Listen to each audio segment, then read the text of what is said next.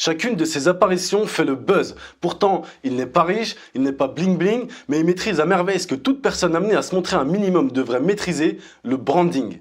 Adulé par les uns, jugé beaucoup trop radical par d'autres, ce jeune trentenaire brillant compte déjà un riche parcours derrière lui. Normalien, diplômé de Sciences Po, il est également docteur en droit et s'est fait connaître en défendant Julian Assange dans l'affaire Wikileaks. Quand on te présente mieux que tu l'aurais fait toi-même, ça veut dire que ton message est passé. Et on va voir que c'est capital quand on parle de branding. Autrement, on ne le présente plus. Défenseur de Mélenchon, défenseur de Julian Assange, défenseur de Maxime Nicole, tout ça en étant au RSA. Si ça, c'est pas du branding, dites-moi ce que c'est. Le mec maîtrise son image mieux que les hommes politiques. Récemment, il a fait parler de lui pour son face-à-face avec Michel Onfray. J'ai nommé la porcherie des épicuriens. Bref, ça, c'est juste un avis personnel. Mais si je vous parle de lui, c'est parce que sur le plan image de marque, il est vraiment impressionnant. Tu ne gagnes pas 250 millions d'euros en 5 ans pour faire cette émission. Tu ne gagnes pas 250 millions d'euros en 5 ans, Si 250 millions d'euros, c'est le contrat que vous avez signé avec Bolloré. Ne vous détrompez pas.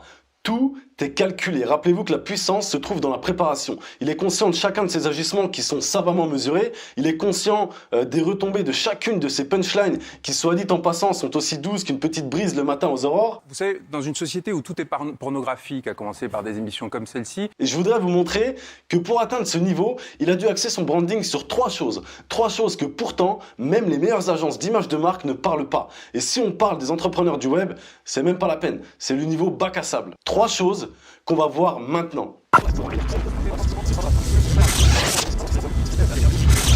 Effectivement, il a un bon storytelling et c'est vrai que c'est important pour soigner son image, mais c'est des choses tellement répétées que premièrement, tout le monde commence à avoir le même storytelling et donc forcément, tout le monde rentre dans le même moule. Personne ne se démarque et c'est comme ça qu'on crée le syndrome des clones. Autrement dit, le syndrome des experts sans clients. Juan Branco, lui, il axe la première partie de son branding sur son positionnement. Il se positionne clairement comme le défenseur, le porte-parole du peuple. Il est le maître Vergès qu'on n'a pas besoin de payer. Vous faites quoi? Oui, je défends des gilets jaunes gratuitement, tous les jours. Il est celui qui dénonce les puissants, qui connaît très bien d'ailleurs, parce qu'il a traîné dans les hautes sphères, au profit de la plèbe. Et ça, en termes de positionnement, c'est hyper puissant.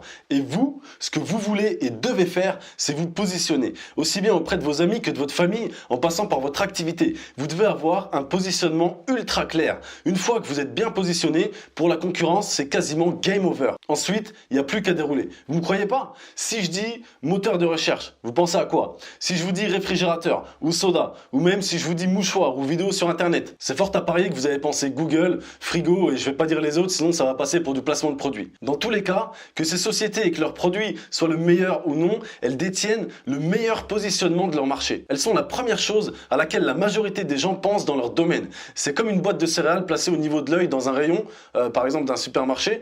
Elles vont générer des ventes et continuer à le faire jour après jour. Même si elles sont pas les meilleures céréales de qualité supérieure ou même si elles sont pas juste bonnes, elles sont visibles avant toutes leurs concurrentes sur leur marché. Et ça, c'est la puissance du positionnement. Sans lui, vous êtes pratiquement invisible. Avec lui, vous êtes le roi du pétrole, même si votre promotion est moyenne et que vous n'êtes pas super doué pour vendre. Réussir son positionnement, c'est s'assurer de devenir hyper rapidement le numéro 1 de sa thématique. C'est se donner toutes les chances de dominer votre marché d'entrée de jeu. C'est aussi éviter de créer du contenu et des produits ou services qui s'adresseront pas aux bonnes personnes que vous devez cibler en tout premier lieu. Et c'est encore le meilleur moyen d'éviter de découvrir justement qu'après des mois d'activité, que vous ayez complètement fait fausse route et pris le problème à l'envers. Croyez-nous, pour avoir aidé et continuer d'aider des entrepreneurs jour après jour depuis des années, réussissez votre positionnement et vous vous épargnerez un nombre incalculable de galères. C'est tellement important que c'est la première chose après la mission qu'on fait avec nos clients. Et que ça soit des startups, des grosses entreprises bien connues ou un particulier qui veut lancer une activité qui cartonne,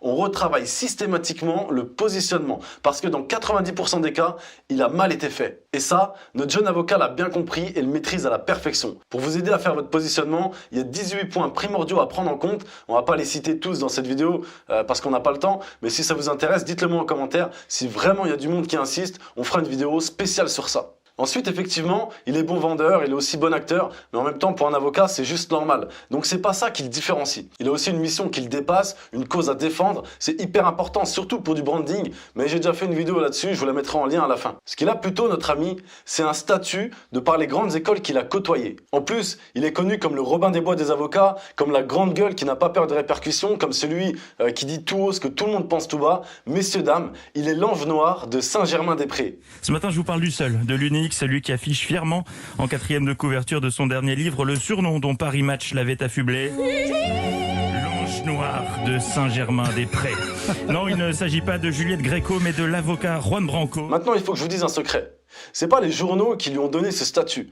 Le mec a le bras long, il a du réseau et ça on le verra plus tard. Et c'est quasiment certain qu'il se soit donné lui-même ce statut et qu'il ait demandé à la presse de l'appeler comme ça. C'est comme par exemple Michael Jackson, il s'est lui-même autoproclamé le roi de la pop. Et s'ils font ça, c'est parce qu'ils connaissent l'importance d'avoir un statut. Vous devez vous donner un titre. En plus, c'est probablement l'une des façons les plus simples de vous aider à vous positionner dans l'esprit de beaucoup de gens. Tout ce que vous avez à faire est de vous donner un super titre. Et vous verrez que rapidement, ça ne cessera d'être pris par les fans, par les médias et par à peu près tout le monde. En plus, ça finit d'ancrer dans l'esprit du monde entier que le meilleur, c'est celui qui a le titre. Essayez aussi d'attacher un bénéfice à votre titre. Encore mieux, optez pour un titre accrocheur, fun, orienté bénéfice. Peu importe que vous l'ayez créé vous-même ou alors que quelqu'un d'autre vous l'ait donné ou vous ait appelé comme ça, cette méthode peut faire des merveilles pour votre branding et pour votre positionnement. Imaginez que vous ayez le choix de consommer chez plusieurs personnes. Vous aurez probablement plus envie d'aller consommer chez le leader francophone du dressage canin ou chez le roi du copywriting ou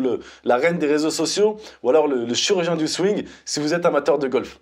Le dernier point qui permet à Juan Branco d'avoir un branding exceptionnel est qu'il a un réseau. Il a côtoyé les hautes sphères et connaît du monde. Et ça, en termes de branding, c'est vraiment puissant. Ça contribue à entretenir la légende. Évidemment, si autant de personnalités le connaissent, lui font confiance et l'invitent, c'est forcément que ce mec en vaut la peine, qu'il est meilleur que les autres, qu'il a des solutions. C'est en tout cas ce qui se dit dans l'inconscient collectif. Personne ne va porter d'intérêt à quelqu'un que personne ne connaît. Et c'est un point que vous devez absolument développer. La vie, c'est une histoire de rencontres. Ouvrez-vous aux autres. Connecter avec des gens, c'est très facile. Comprenez que les gens sont toujours soit en train de faire quelque chose ou soit en train de penser à quelque chose. Et en les observant un minimum, vous pouvez facilement deviner à quoi ils pensent ou alors ce qu'ils font. Ensuite, votre positionnement et votre titre fera le reste. Et vous allez rapidement développer un bon réseau. C'est le genre de compétences que vous allez développer en suivant cette chaîne YouTube, mais il faut aussi appliquer ce qu'on voit ensemble au fil des vidéos. La préparation prime l'action, mais l'action est nécessaire. Comme promis, je vous mets la vidéo sur la mission. Et la mission, la cause, c'est la toute première étape avant le positionnement pour devenir légendaire. Prenez soin de vous et à dimanche.